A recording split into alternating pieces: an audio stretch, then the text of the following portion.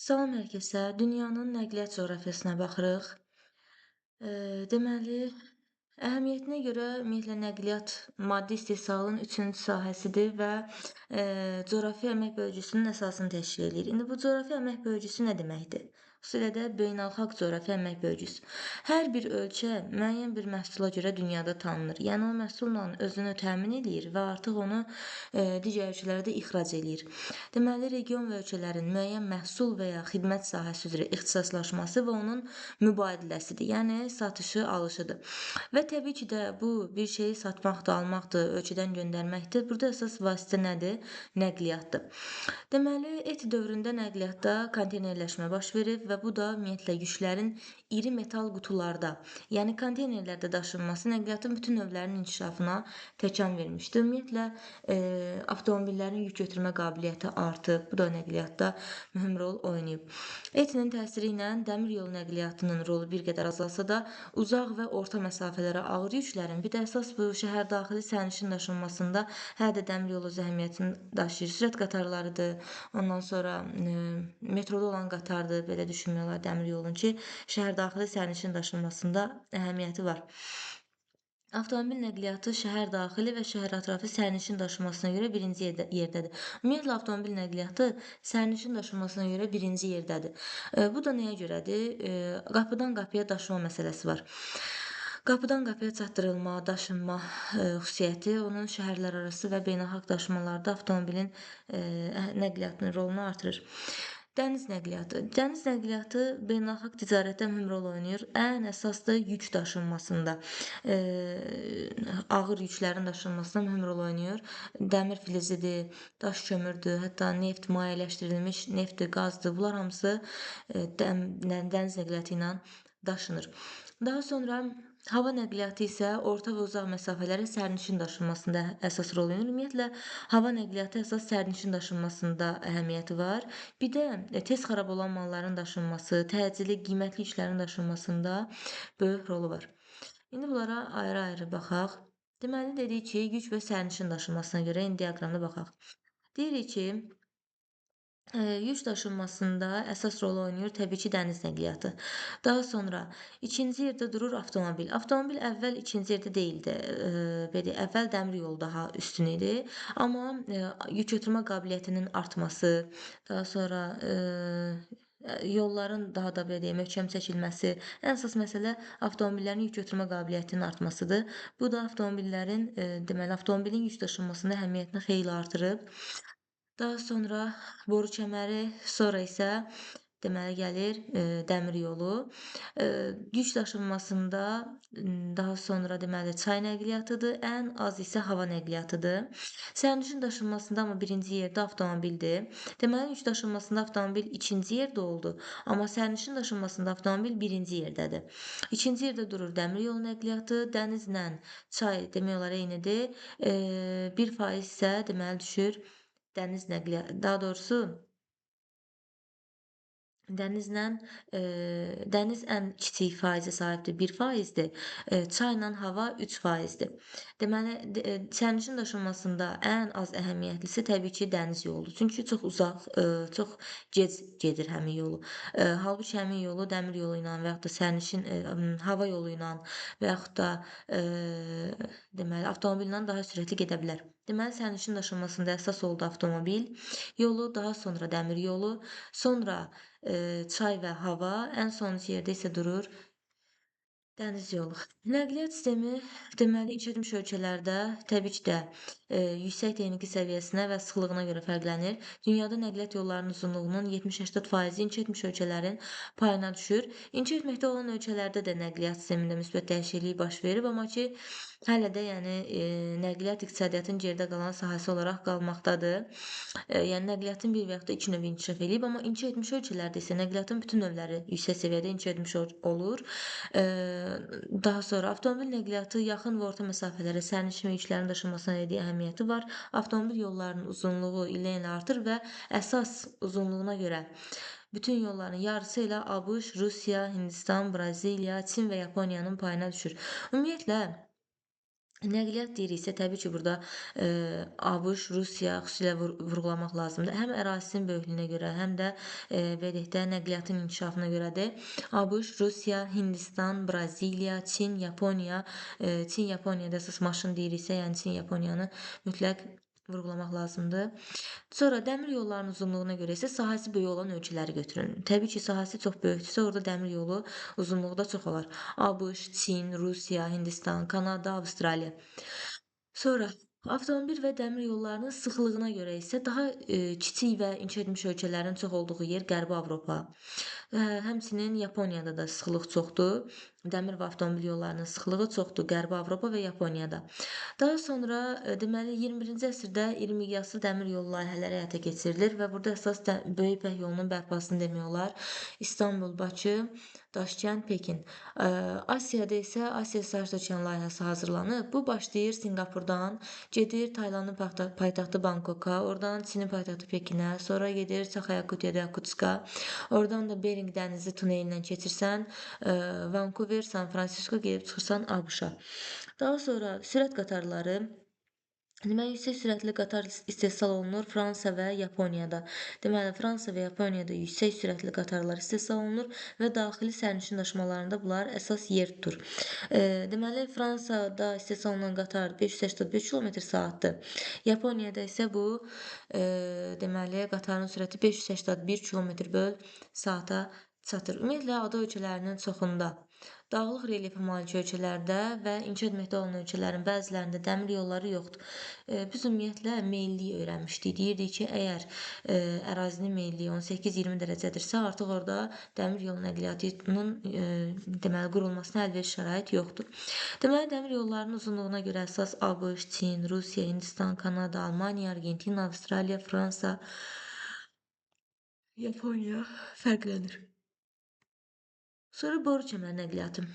Boru kəməri əsas neft və təbii qaz hardadırsa, boru kəməri də ordadır. Deməli, boru kəməri nəqliyyatı neft və təbii qazın hasilatının sürətlə artması, həmçinin hasilatla istehlak rayonlarının bir-birindən uzaqda olması. Məsələn, əsas hasilat eləyir, yəni çıxarır Cənubi-Qərbi Asiya ölkələri, məsələn, İran körfəzi ölkələri.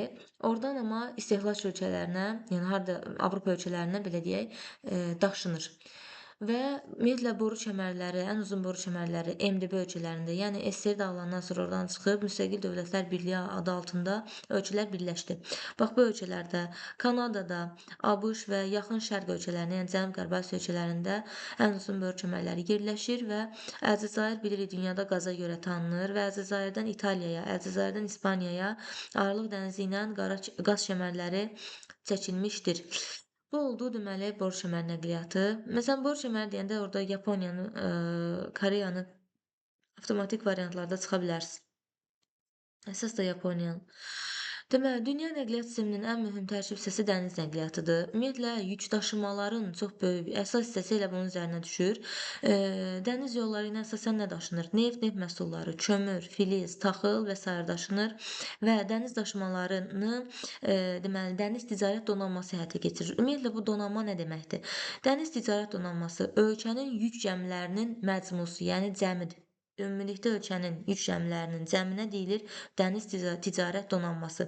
Və deməli dünyanın əsas limanları baxmayaraq ki, xüsusilə bu inkişaf etmiş ölkələrdir, sonra okean sahilində yerləşən ölkələrdədir, amma dünya dəniz ticarət donanmasına görə inkişaf etməkdə olan ölkələr Panama və Liberiya dəniz ticarət donanmasına başçılıq eləyir. Bu nəyə görə belədir? Çünki əksər inkişaf etmiş ölkələr biraz köhnəlmiş gəmilərə görə çox vergi ödəməlidirlər. Onlar da o yüksək vergini ödəmək istəmirlər deyə götürüb bu Panama və Liberiyanın və digər kasıb ölkələrin bayrağı altında üzürlər. Yəni gəmilər Panamanın, Liberiyanın bayrağı altında üzür. Buna deyilir ucuz bayraq prinsipi. Və bu yolla daşınan yüklər üçün də alınan haqq frakt adlanır. Frakt ümumiyyətlə gəmi nəqliyyatından deməli alınan gəlirdir. Belə də əldə olunan gəlirdir. Deməli, digər ölkənin bayrağı altında əgər ölkə gəmisi üzürsə, burada daşınan yüklər üçün deməli alınan haqq adlanır Frakt. Yəni frakt gəmi nəqliyyatına aiddir. Sonra dəniz nəqliyyatında limanlar. Dünyada 2,2 mindən çox dəniz limanı var və yük götürmə qabiliyyəti 50 milyon tondan çox olan 50 deməli ən böyük liman fərqlənir və dünyada ən böyük dəniz limanları Asiyada, Sinqapur, Çin, Yaponiyada, Avropada və ABŞ-da yerləşir. İndi baxaq onlara xəritədə yerlərinə. Deməli, ABŞ-da əsas limanlar hansılardır? Deməli, ABŞ-da Nyu-Yorkdur, Filadelfiyadır, Tampadır, daha sonra Yeni Orleandır, Houston. Bunlar Atlantik Okeanı sahilində. Sakit Okean sahilində isə San Francisco, Seattle'dir. Sonra Alyaskada Valdisdir. Daha sonra Meksikanın burada Tampico limanı var. Daha sonra və burada görürsüz, deməli Panama ilə Liberiya xüsusi verilib ki, bu ölkələr dünya dəniz ticarət donanmasında liderlik eləyir, belə deyək. Amma halbuki özləri geridə qalmış kasıb ölkələrdir. Sonra Marsel deməli Fransanındır. Sonra İtaliyada Genuyadır. Bunu zaten tarixdən də keçmisiniz. Sonra Hamburq Almaniyanın şəhəridir. Antwerpen, Havr onun deməli limanlarıdır. Amsterdam, Rotterdam Niderlanddadır. London İngiltərədədir. Daha sonra Misirdə İskəndəriyyədir. Daha sonra Səudiyyə Ərəbistanında deməli Əl-Əhmədidir. İranda Xarkdır. Daha sonra deyə bilərik burada. Deməli, Cənubi Afrika Respublikasında, yəni Carda Richards Beydir. Sonra Sinqapurda ilə Sinqapurdur. Avstraliyada əsas deməli Dampik və Port Hedlanddir. Sakit Okean sahilində isə Newcastle-dır. Əsas Newcastle bilmək lazımdır burada. Sonra Yaponiyadakılar elə Tokyo, K-larla gedənlərdir. Yəni Tokyo, Tiba, Kawasaki, daha doğrusu Kawasaki, Yokohama, Nagoya, Kobe, Osaka, Kure, Kitakyushu. Yəni bunları testdə görsəz tutarsınız ki, bu Yaponiyaya aiddir. Sonra Cənubi Koreyada Ulsan, Pusan. Ondan sonra bunlar da adları uyğundur bir-birinə. Sonra Çindəkilər də elə bir-birinə oxşuyur. Siangan, Ningbo, Şanxay, Sindao, Tianjin, sonra Guangzhou. Bunlar deməli və Rusiyanın da burada Novorossiysk limanı demək olar əsas limanlardır. Daha sonra deməli dedik, dəniz yük daşımalarına görə əsas yeri gəmi nəqliyyatında Atlantik okeanı tutur. Daşınan yüklərin yarısı bu okean payına düşür. Çünki Qərbi Avropa ölkələri ilə ABŞ arasında əsas belə deyək, ticarət gedir. Amma son illərdə Sakit okeanın rolu artır. Bu da nəyə görədir? Çünki Yaponiya, Çin, ABŞ-ın qərb rayonları və Avstraliyada yük daşımaların artması Sakit okeanın rolunu getdikcə artırır. Deməli, dəniz nəqliyyatında əsas əhəmiyyəti olan 3 böyük kanal var. Deməli, biri Kil kanalıdır, hansı ki Baltik dənizi ilə deməli Baltik dənizi ilə Şimal dənizini birləşdirən Jutlandiya yarımadasında Almaniyadan keçən Kil kanalıdır. Daha sonra biri burada Misirdə deməli Süveyş kanalıdır, Aralıq dənizindən Qırmızı dənizə keçmək üçün və burada Atlantik okeanla Sakit okeanı birləşdirən Panama kanalıdır. Dünyada əsas 3 kanal və əhəmiyyətli boğazlar Cəbəl Tarıq boğazıdır. Burada deməli Hörmüz boğazıdır. Daha sonra Malakka boğazıdır. Dünyada ən əhəmiyyətli boğazlar hesab olunur. Yəni ticarətdə gəmi nəqliyyatında mühüm rol oynayır. Deməli, La-Manş da qeyd etmək lazım idi. Cəbəl Tarıq, Hörmüz, Malakka boğazları dəniz nəqliyyatında ən çox istifadə edilən boğazlardır. Sonra böyük çaylar və göllər olan inkişaf etmiş ölkələrdə göl və çay nəqliyyatı da inkişaf edib. Məsələn, Avropada Reyn-Main kanalı var idi hətta. Bu ikisini birləşdirirdi. Çay sistemi. Rusiyada Volqa çayı, Baltik dənizi yolu, ABŞ-da Missisipi, böyük göllər sistemləri iri daxili su nəqliyyatı şəbəkələrini əmələ gətirir. Sonra hava nəqliyyatına baxırıq. Ən gənc sahədir, dinamik nəqliyyat növüdür. Sərnişin daşımasına görə mühüm əhəmiyyəti var. Xüsusilə qitələr arası sərnişin daşınmasında birinci yerdədir. Və hava xətlərinin ən böyük hissəsi Atlantik okeanı üzərindən keçir. Hava nəqliyyatında deməli üzrlü sayın. Hava nəqliyyatında yük daşımalara görə deməli daha çox Şimali Amerika və Qərbi Avropa ölkələr üzrə isə Deməli, ABŞ, Almaniya, Yaponiya, Böyük Britaniya, Çin və Fransa seçilir. Hava nəqliyyatında əsas nədir? Deməli, hava nəqliyyat demişdik, qısa müddətdə, belə deyək, bir məntəqədən digər məntəqəyə çatdıra bilir. Əsas təcili, qiymətli materialların daşınmasında, sonra tez xarab olan məhsulların daşınmasında və sərnişin daşımasında mühüm əhəmiyyəti var və dünyanın ən böyük hava limanları ABŞ-da, Atlantada, Hartsfield, Jacksondur, Chicagoda, O'Hara, Çində, Pekində Şoudur, Avropada, Londonda Heathrow, Frankfurtda Rhein-Main, deməli, Parisdə Charles de Gaulle. Bu elə adı belə modaya oxşayır, belə deyək. Charles de Gaulle və deməli Yaponiyada Tokioda Haneda deyək buna yerləşir. Daha sonra buna baxdıq. Bu qədər.